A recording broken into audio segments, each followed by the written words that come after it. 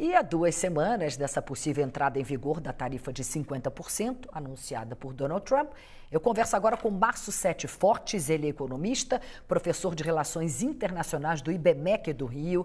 Márcio, boa noite, obrigada por ter aceitado o nosso convite. Bom, Márcio, a gente está lidando com um cenário bem complexo. Não bastasse o impacto econômico que o Brasil já vem sentindo, há os elementos políticos, como a carta de Trump ontem, manifestando apoio a Jair Bolsonaro, hoje essas medidas restritivas ao ex-presidente aqui no Brasil. Dá para a gente pensar mesmo numa saída diplomática, como muitos setores da economia estão pedindo?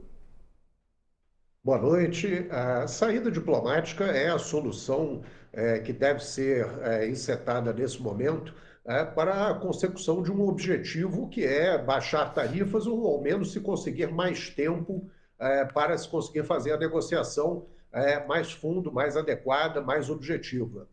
Então, esse caminho diplomático me parece o único que é necessário e capaz de, nesse momento, trazer resultados positivos para o setor produtivo brasileiro. Voltando um pouco no tempo, naquela outra carta, a que Trump anunciou a tarifa de 50% sobre os nossos produtos, houve também menção à postura brasileira em relação às redes sociais. Ontem o presidente Lula falou em taxar as Big Techs. Qual é a sua avaliação sobre essas manifestações públicas do presidente Lula nesse embate com Donald Trump, muitas vezes entrando em confronto, criticando Trump, inclusive?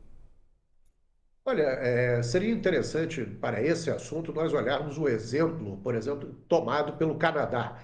O Canadá procurou uma isenção para taxação de serviços digitais, como, por exemplo, para a empresa Meta, favorecendo empresas norte-americanas como uma demonstração de boa vontade na tentativa de conseguir uma tarifa mais favorável na negociação com os Estados Unidos.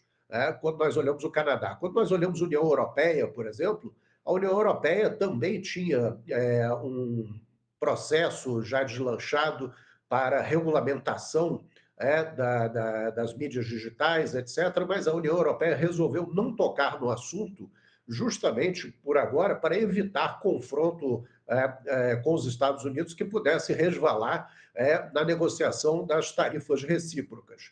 Então, o caso brasileiro aqui me parece destoar um pouco, no sentido de que nós falamos em taxação de Big Techs, de regulamentação de serviços digitais, e isso talvez não seja algo que soe muito bem aos ouvidos do governo norte-americano no momento. Eu vou pedir para você continuar aqui com a gente. Eu tenho uma notícia que acabou de chegar, já já eu volto exatamente para repercutir com você. Os Estados Unidos cassaram o visto do ministro Alexandre de Moraes após a operação da Polícia Federal contra o ex-presidente Jair Bolsonaro. Visto cassado pelos Estados Unidos do ministro Alexandre de Moraes. Repórter Eduardo Gayer tem as informações ao vivo. Gayer, por favor. Oi, Cris. Um tweet de Marco Rubio, secretário de Estado americano, é que traz a informação. Ele diz que ele acaba de ordenar, então, a revogação do visto de Alexandre de Moraes e de seus aliados na corte, assim como seus familiares próximos. Não fica claro se esses aliados de Alexandre de Moraes, isso significa todos os ministros do Supremo Tribunal Federal, mas, de qualquer forma, o visto de Alexandre de Moraes já está imediatamente revogado. E a justificativa é a suposta perseguição contra o ex-presidente Jair Bolsonaro. Diz Marco Rubio, olha só, o presidente Trump deixou claro que a sua administração vai contar com os interesses nacionais que estão causando a censura e da liberdade de expressão aqui nos Estados Unidos. A Suprema Corte do Brasil, com o ministro Alexandre de Moraes, tem feito um caça às bruxas contra o ex-presidente Jair Bolsonaro e uma perseguição, além de uma censura complexa que viola direitos básicos. Bom, já tem então uma reação do governo americano, não houve uma manifestação ainda do governo, ou melhor, do presidente Donald Trump, mas do governo americano uma retaliação clara e muito direta ao ministro Alexandre de Moraes, a confirmar agora se essa revogação de visto vale para os demais magistrados. Eu já procurei aqui o Supremo Tribunal Federal, o Itamaraty e também o Palácio do Planalto. Até o momento não houve posicionamento, mas assim que houver, claro que eu volto para atualizar as informações, Cris. Obrigada, Gayer, pelas suas informações. Notícia de última hora. Eu volto a conversar com o Márcio Sete Fortes, economista, professor de Relações Internacionais do IBMEC do Rio. Bom, Márcio, começaram as retaliações. A gente já imaginava que isso ia acontecer. Queria ouvir sua avaliação, o que você pensa sobre essa questão, visto cassado do ministro Alexandre de Moraes e provavelmente de familiares também, como o Gayer nos trouxe. A repercussão é algo que já era esperado, porque os Estados Unidos deixaram muito claro na carta que foi enviada e que trouxe o tarifaço de 50%, que havia no conteúdo daquela carta uma motivação de teor político. É a primeira vez que nós temos algo nesse sentido que extrapola a negociação comercial, a negociação tarifária e vai para uma motivação política de assuntos internos do país. Isso é algo que nós já deveríamos esperar que acontecesse, e o governo deveria estar trabalhando, e está trabalhando uma tentativa de reduzir os danos, agora basicamente buscar um damage control aqui, para que não haja uma contaminação nas negociações comerciais que estão por vir. O Brasil já havia enviado uma primeira carta para os Estados Unidos, essa primeira carta não teve resposta, nós agora temos uma segunda carta que foi enviada e a preparação de uma comitiva que possa negociar diretamente com o governo norte-americano, uma negociação de alto nível, e isso é o que se espera no momento. O que nós desejamos é que não haja contaminação política dentro da negociação comercial. Eu recebi ontem aqui na nossa bancada do Jornal Times Brasil o ex-ministro Maílson da Nóbrega e ele foi bem claro, direto ao ponto. Disse que Trump age com táticas da máfia, inclusive ele usou a palavra mafioso para se referir ao presidente Trump. Ao mesmo tempo, segundo o ex-ministro, o presidente Lula deveria ficar calado, não criticar Trump nesse momento. Qual seria a estratégia mais adequada, na sua opinião? E o senhor concorda com a opinião do ex-ministro Maílson? As ações do presidente Trump são respaldadas pelo seu arcabouço legal interno. Então, enquanto ele trabalha com o Trade Act de 1974, ele trabalha com a Lei de Comércio de 1977 também. Se as tarifas recíprocas que ele propôs da Lei de 1977, que lhe dá poderes, forem cassadas, por exemplo, pela Suprema Corte nos Estados Unidos, isso dá espaço para ele trabalhar a seção 301, que ele vem trabalhando já de forma mais ampla, e se acredita que o item B da seção 301, que trata de favorecimento de tarifas para determinados países em detrimento dos Estados Unidos, poderia ser aí um ponto que seria mais amplamente aplicado pelos Estados Unidos para continuar a sua colocação de tarifas de 50%. Então, as decisões norte-americanas são respaldadas pelo seu arcabouço legal interno. O que acontece é que elas têm uma motivação agora aqui dentro do país que resvala em questões de soberania, questões internas, e isso é o grande problema, porque como negociar num momento como esse? Até porque nós temos que levar em consideração que a negociação, em última instância, de governo a governo, é para salvaguardar interesses do setor produtivo nacional, tanto brasileiro quanto norte-americano. Não pensemos nós que não são apenas as empresas brasileiras as prejudicadas, as empresas norte-americanas estariam prejudicadas também. É um jogo, como foi dito, de perde-perde. Então, há aí uma necessidade premente de uma negociação que possa acontecer e rapidamente. Porque quando se olha dados globais de PIB, por exemplo, são dados que os números parecem pequenos. Mas quando se olha diretamente a economia real, há setores, e quando se faz análise por setores, há setores que são mais duramente afetados e que precisam de uma solução mais imediata. Inclusive, o vice-presidente Geraldo Alckmin usou até exatamente essa expressão que você acabou de usar. Nesse momento é perde-perde. Eu vou passar para a pergunta do Eduardo Gayer, lá em Brasília. Gayer, fica à vontade.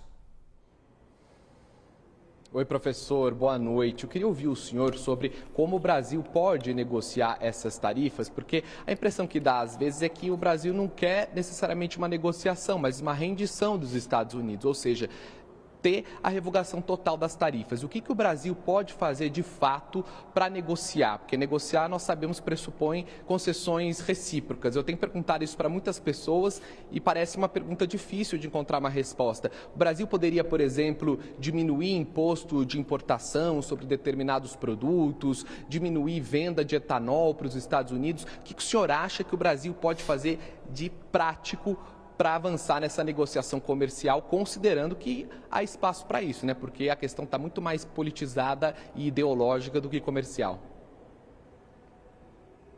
Boa noite, Gaia. Me parece que os interesses têm que ser tratados de forma comum.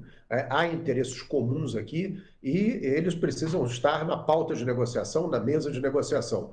Há interesses do Brasil, mas há interesses dos Estados Unidos também. Essa colocação de tarifas de 50%, ela visa alguma coisa. Os Estados Unidos estão buscando também a mesa de negociação, embora nesse primeiro momento pareçam não estar. Mas haverá um momento em que será necessário para eles também essa mesa de negociação. O Brasil pode trabalhar com a questão de cadeias de valor agregadas entre os dois países, que trazem ganhos conjuntos comuns. Isso é um ponto de negociação, é um ponto bastante alvissareiro a ser levado em consideração na mesa de negociação. Há pontos como, por exemplo, redução tarifária, pode-se também trabalhar a questão do etanol, quanto aos compromissos inicialmente assumidos pelo Brasil de redução tarifária. Nós podemos trabalhar a questão de fornecimento de terras raras. O Brasil também tem as terras raras de interesse do governo norte-americano. Então, há uma série de pontos que podem ser e devem ser tocados nessa mesa de negociação, principalmente dos setores que serão mais afetados. E, por último, e não menos importante, a questão dos efeitos, tanto para o Brasil quanto para os Estados Unidos, de importações mais caras. Nós temos que lembrar que as importações mais caras, elas trabalham ali, em última instância, uma cadeia mais cara de custos para a produção de bens finais ou já de produtos finais acabados, e isso se traduz em inflação para os dois países. Então, haveria aí um efeito muito ruim, tanto para o Brasil quanto para os Estados Unidos. Nós podemos ver que o Fed, o Federal Reserve dos Estados Unidos, está aguardando ali desde janeiro um posicionamento para um entendimento melhor do que vai acontecer com a inflação dentro dos Estados Unidos, para retomar ou não a trajetória de redução de taxa de juros. Enquanto que no Brasil, nós temos uma inflação que já está acima da meta, com uma taxa de juros bastante elevada de 15%. Então, o cenário, nesse ponto, não é bom para os dois países, principalmente também para os Estados Unidos, considerando que essa inflação possa vir acompanhada por redução de crescimento econômico, que seria uma estagflação, e, em última instância, trazendo um custo social extremamente elevado, que é a perda de postos de trabalho, não só para os Estados Unidos, mas para o Brasil também. Alberto Azental, pode fazer sua pergunta. Márcio, parece que o clima de uma negociação piora, nem te falo o dia a dia, hein? A cada uma hora o clima piora. É provocação de ambos os lados. Às vezes isso é até normal num processo de negociação, quer dizer, até sentar à mesa. Tendo em vista essa escalada e o eventual despreparo do governo brasileiro em enfrentar essa situação, qual é o teu outcome? O que você imagina que vai ser o resultado lá em 1º de agosto? Mais prazo, queda de algumas tarifas ou vai ficar tudo igual e em quanto tempo avança o Brasil vai sangrar nesses setores que penaliza tanto determinados empresários? Boa noite. Olha, eu não vejo os Estados Unidos recuando em termos percentuais muito fortemente dessa tarifa de 50%. Inicialmente deve haver uma sangria, essa redução, mesmo que seja uma redução bastante significativa, ainda assim haverá um número alto que continuará provocando perdas para ambos os governos, ambos os mercados. O que acontece é que essa negociação ela precisa ser feita o quanto antes.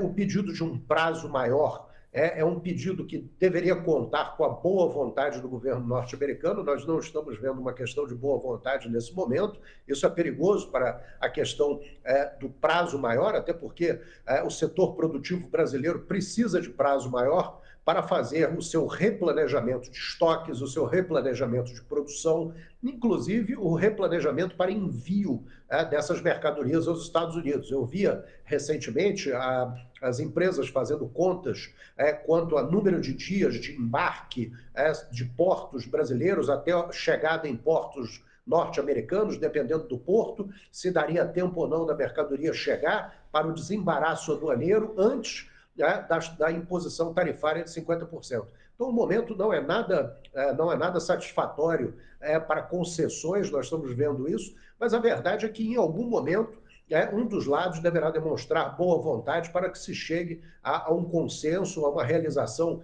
de um encontro de alto nível que possa decidir por uma redução de danos. É isso que se está procurando, uma redução de danos para ambos os países, ambos os setores produtivos. Márcio, muito obrigada. Prazer te receber aqui. Bom fim de semana para você. Muito obrigado. Boa noite. Boa noite.